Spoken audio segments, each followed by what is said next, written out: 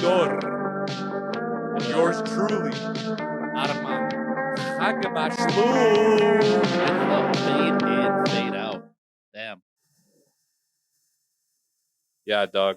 Keep going. It's okay. How you feeling today, Hector? I'm feeling good, man. I was busy. I was running around all over town trying to get shit sorted, but it looks like we got it. If you switch over to you, you'll notice Boom! Crispy like the donuts. You know what I'm saying? Crispy like the donuts. Hector, let's get right fucking into it, dog. Let's get right into it. Did you see that one video of this Australian CEO saying that there needs to be more layoffs in order for the people to realize that... Was this Murdoch? I believe so. This white guy with a slick back?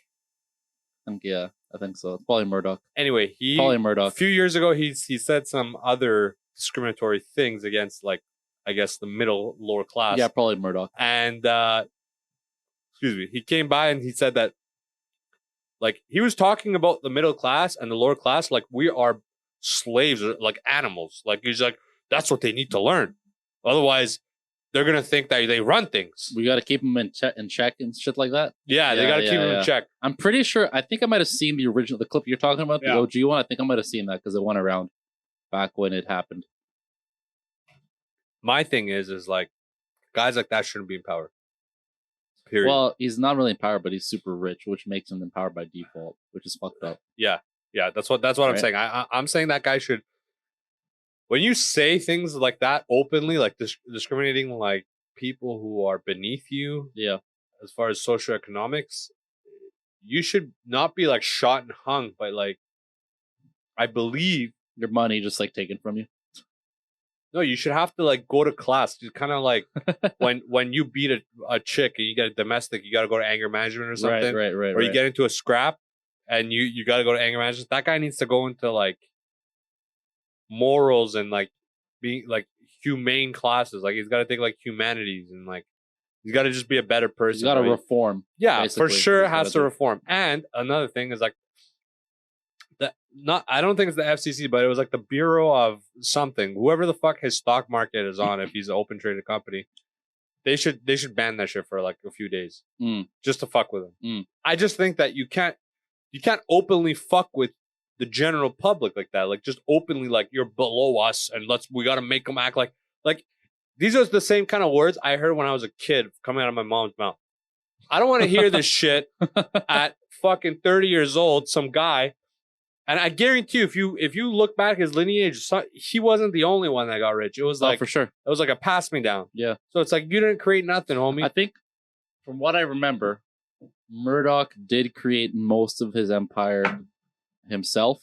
Yo, I thought we were doing this sober. What's going on? We are. I just put weed on the table. Okay. What's the problem here? I'm just making sure, bro. Officer, do we got a problem? I'm just making sure, man. Because I'm the type of guy to get pulled over and then like fight the cop. Yo, I'm gonna arrest your ass. It's like, oh, son. Yeah, take it easy, man. It's just all right. What's new? What else is new? You ever seen somebody in their element, but you didn't see them in that element before? Yeah, it's pretty cool when that happens. Yeah, it's a new insight on this person. Yeah, so like, I'll give you an example because I do want to give this person a shout out. I was running all over town doing some shit. Picked up this camera and then I went to couple places to go, like the Henry's, like the camera shop thing or whatever. I went to go see Vince real quick. So actually, it's funny. I went by the comedy club technically. Yeah. I went to go see Vince. I had to pick some stuff up from him because I didn't want him coming all the way here and fucking up his day or whatever. So when I went upstairs, he was in the middle of actually near the end because the thing ended at like 5. I was there like 4:50 or whatever. So he was near the end of one of his kids classes. Yeah, and it was really cool to see because him and I have rolled together. Yeah. And he's technically like taught me in a sense, right? He's coaching me, whatever, right? But it's different. Like when you're doing one-on-one with an adult, it's different than when you do it with kids. Of course. And I've taught kids in swimming lessons. I think you have as well. Yeah. And getting through to kids is different than getting through to adults. Adults, you can just talk to them. Yeah. Like, yo, if you're being stupid, you're like, yo, stupid fuck. What are you doing? Yeah. Or if they need to be, you need to be nicer about it, you'll be nicer about it, whatever. But you can just, kids, it's not the same. For sure. And it was really cool to see Vince in his element, just teaching these group of kids, staying engaged and like keeping the energy up. It was just really, really cool to see that. Yeah. And so I had to wait for him. So I was literally just there. I was on the sofa just waiting for like 10 minutes. But it was really cool to see. So shout out to my boy Vince. If anybody's got kids between the ages of, I think, 3 to 10 or 3 to 7, go check out the Kazushi Kids grappling program they got going on. My boy Vince. We'll have a link somewhere here. Yeah, we will. He'll take care of your kids. He's really good with them. The guy's been doing Don't this say that, though. No, I know. It's not. Jesus. But no, he's been doing this for years. Like, don't say that now. Yeah, fucking Christ. You're just making it suspect, bro. My boy. This guy's got years of experience, man. It's not some like fucking in a good way. Yeah, in a good way. Teaching kids jiu-jitsu. Yes. I'm gonna finish that sentence before we get fucking. This is gonna get cut and spliced, and it's gonna show in the Philippines, and we're gonna be illegals over there. But yeah, he knows what he's doing, and yeah, you can definitely trust Vince to make sure he knows what's what. But yeah, shout out to him. One thing that shows pure maturity is your reaction and your behavior among kids. And if you are a true leader, a true man, or a true woman, no matter where you are, no matter what you do, you will always put kids, as far as even strangers' kids, you'll have a certain behavior with them. Yeah. And when you see a man truly mature is when he has that balance of protector, provider, teacher, learner. So it's just going back to what you said, it's when you see that coming out of a guy, it's like, wow, that guy's ready to have kids. And 10 times out of 10, I've been right about this. 10 times out of 10. When I could read people very, very well. And when I see certain things, I'm like, that guy's ready to be a father. That guy's ready to be a father. One is stable relationship. And I think he's had the same girl for a while. He has, I think, like 2, almost 3 years. Yeah, maybe? And she's a nice lady. Shout out. Yeah, I don't know what her name is. Mardia. Mardia. Yeah. Shout out to Mardia. She was very pleasant. Oh yeah, you saw her recently. Yeah, I saw her recently. I've seen her on Instagram and stuff like that. We see a lot of people, like your friends mostly, that I know from Instagram, but I don't really know them. True. In person. Yeah. And I think vice versa is the same for you. Like a couple of my close buddies and stuff like that. But yeah, just close that off real quick. Shout out to Vince. I think the Lakers are absolutely fucked. And I don't think season not even started. Yeah, they're fucked. I don't think Bronny is ever gonna come back to the NBA. Well, he's got that heart issue. Well, that's from COVID. But moving on. That's from the fucking mRNA, I'm guessing. But no, because he didn't get vaxxed, bro. People talk about this. He did, and though. it's like this myocarditis affects people who get the vaccine and people who don't, because the reason is it is a byproduct of getting COVID. So regardless of if you had the vaccine or not, you are at risk of having this issue. And if you have the vaccine, there's a possibility that it does less damage to you.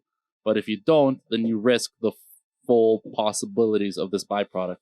There's a lot of people who did not get vaxxed who had issues with this after they got COVID. And then they either have heart issues or they die. Pretty rough. It is rough. But at the same time, I got to say that I might be a minority in this ideology, but even as a kid, I don't remember fearing death. And this is going to get kind of morbid, but I'll tell you this. I think living this life with a certain amount of uncertainty that we have, and I think everybody has, and depending on your dream, you have a greater uncertainty.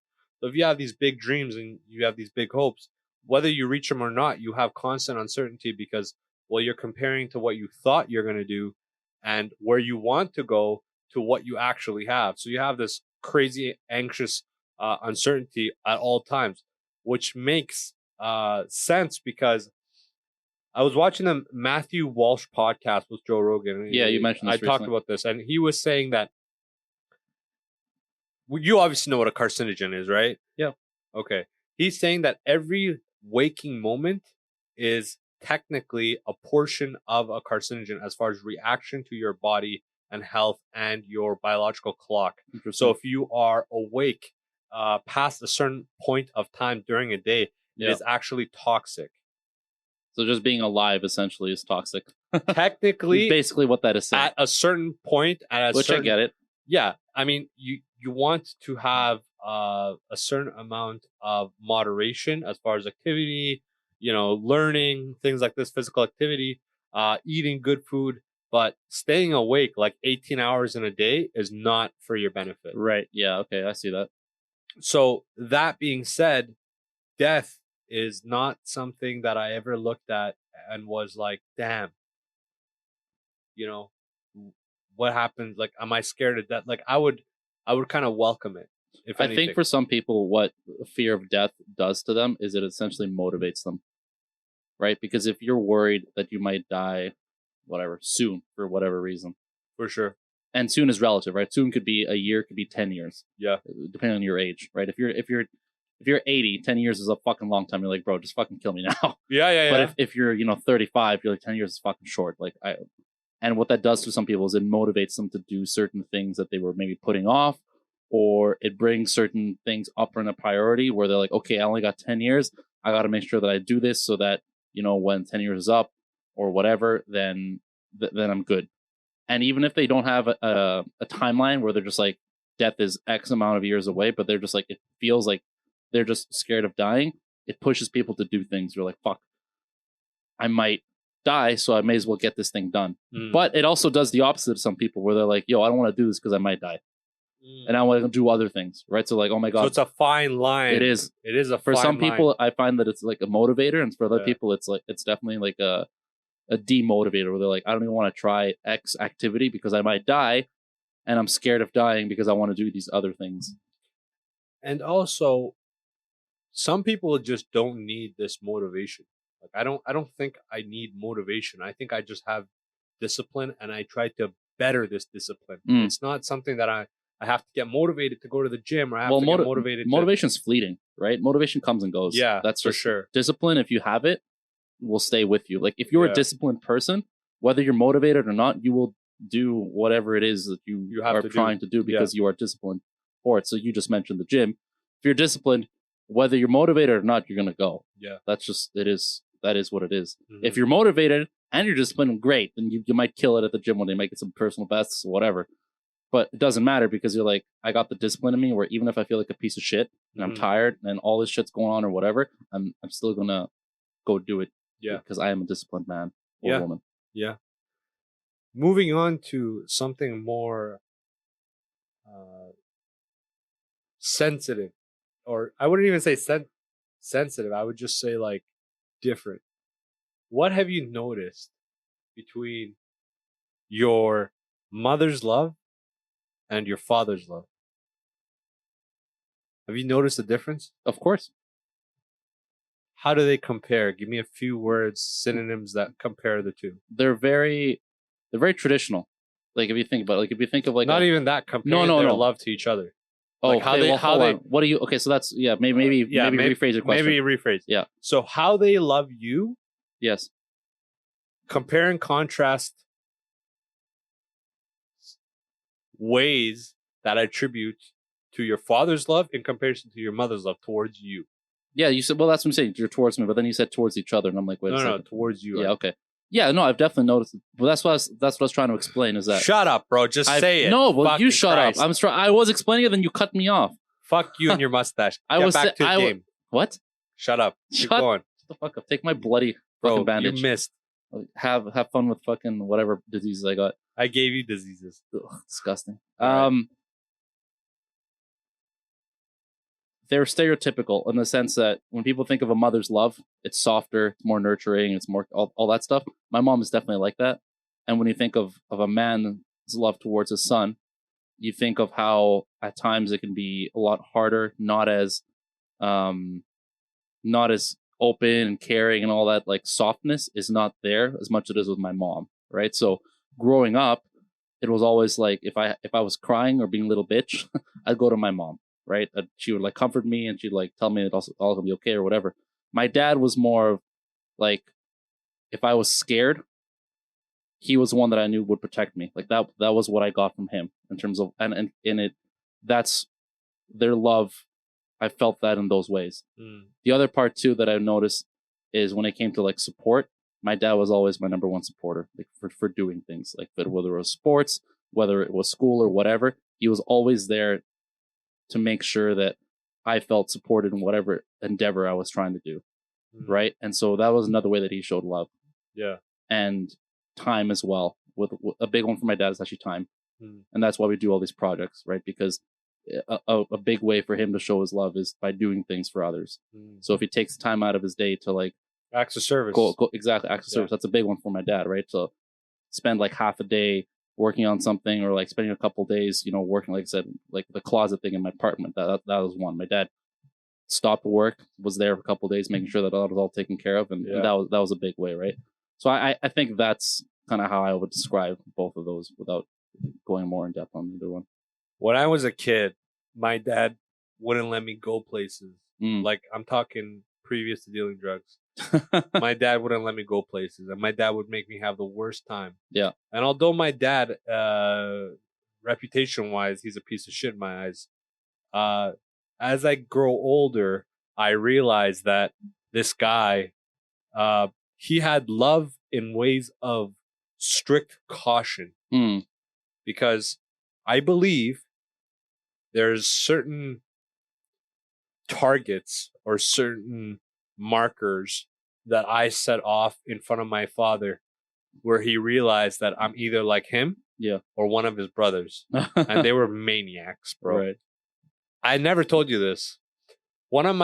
Before the Islamic Republic happened, one of my dad's stepbrothers, because he was the youngest of 18 kids, from the third wife, and they all lived together. Jesus, dude. So it's not... How fucking big is this house? It's not... it's a farm. Okay. It's not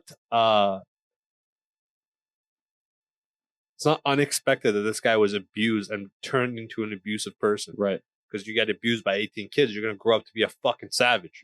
That's how that happens. One of my dad's stepbrothers or half brothers stabbed and buried a cop in Iran.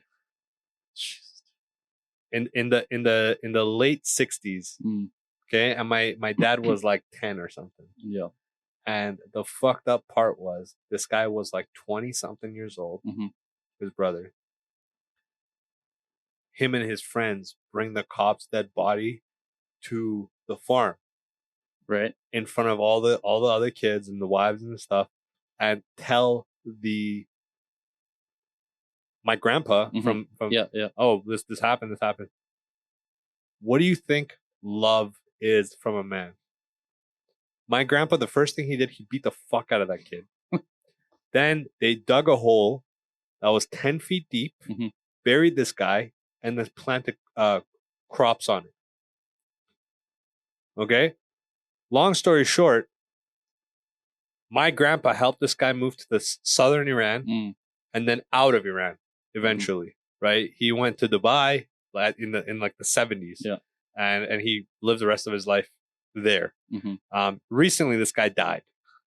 So this is why I bring this up. Right. But it's interesting because in my eyes, my dad, just circling back to dad's love, in my eyes, when I thought about my dad, I never thought this guy loved me. Right. Because he was not a guy that would... I've never seen this guy smile. I've never seen this guy say a joke. He's just this kind of guy. Right. But it's interesting because when he beat me, now I understand that he beat me, one, because he had some mental issues, but two, because he was concerned that I'm moving my life into a path of danger in a certain way. Yeah. And he saw markers of himself doing the same mistakes when you're young. And he didn't want me to do the same mistakes. Right. Right. Most of the time I got beat for being disrespectful or not studying. Right. I never got beat for anything other than those two things. Right.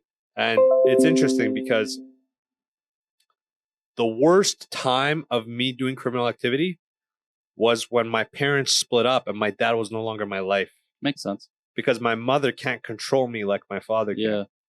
So, full circle, if you're out there, you're listening to this, and you have a strict father, it doesn't mean he doesn't love you. Yeah, I would agree it just means that he shows love. He can't compare with your mother's love, first of all. And secondly, he might show love as far as trying to keep you out of things. They had this old saying, fathers keep daughters off stripper poles and sons out of prison. And this is true. I believe this is true. I 100% believe this. I don't know if that's an old saying. I think I have heard of that one before. Yeah. But just going on to that. It's not as elegant as a lesson that you said, but yes, I do agree with what you're saying. Yeah. One last thing. And this is an interesting one.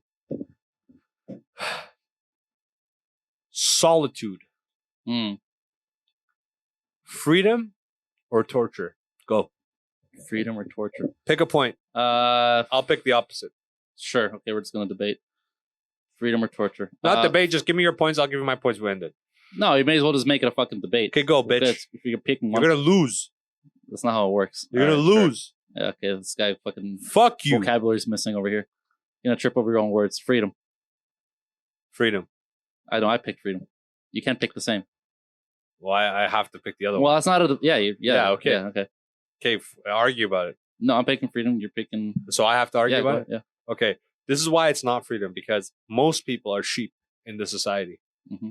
So they don't know what to do with this excess of time, because it takes an entrepreneur or somebody who recognizes their time and is efficient with their time to actually have this as a freedom. Because if you look at social media right now, you look at our screen times, it's a fucking all-time high. Most people are on the screen. You walk down fucking Manhattan, you walk down fucking anywhere in New York, most people are on their phone walking around. You go to Tokyo, same shit. You walk around the world, it's the same. You look at fucking Bangladesh, people are on their phone.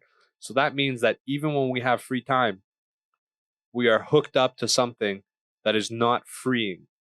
When you're sitting at home and all you're doing is scrolling through TikToks or whatever the fuck, it's not freedom. It takes a certain amount of genius and a certain amount of restraint and discipline to get up and actually use that free time to do something productive to make it worth it.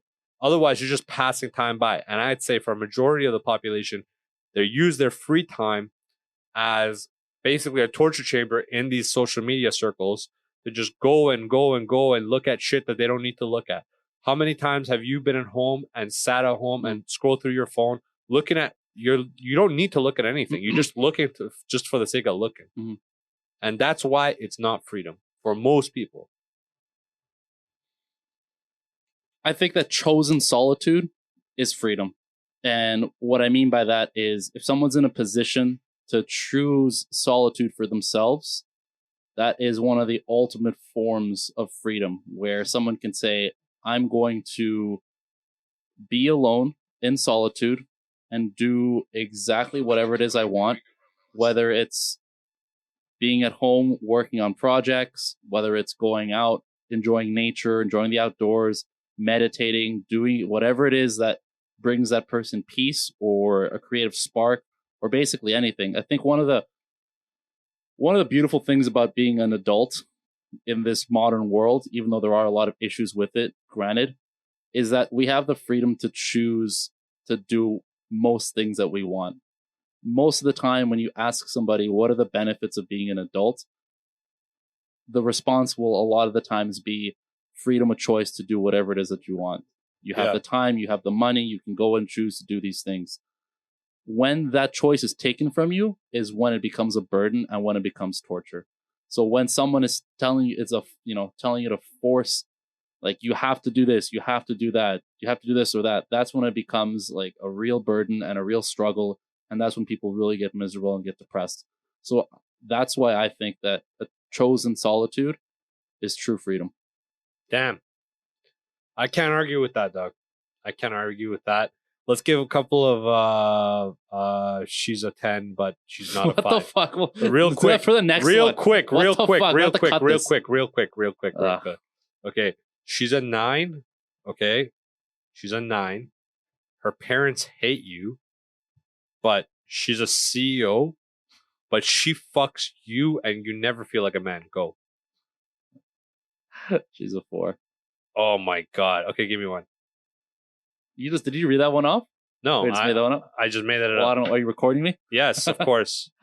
Okay. We're live on TikTok, you bitches. Oh, damn. Live on TikTok. Okay. She is... Subscribe to Funny Buff Foul on Instagram and Funny Buff Foul podcast on Instagram and Funny Buff Foul everywhere else. Guy. Go. She's a 10. Yes. But she makes You watch. Damn. What the fuck? I don't like where this is going. Her and her friends go at it, and you're not allowed to join. Her and her friends, like guy friends? No, girlfriends. I'm not. Okay, this is what I do. She's a 10. I make an OnlyFans account, make them sign NDAs, and take all that money. That's me. Okay, I'll take all that. I don't give a fuck. All right, Andrew Tate. Yeah, we're done. Anyways, make sure you guys subscribe. Funny But Foul podcast. We go on Spotify, everywhere. Okay? Everywhere you access your podcasts, we are there. Give us a little closing bit, bud. Give us a little advice. Never forget that you choose your own freedom. Damn. We're out, bitches.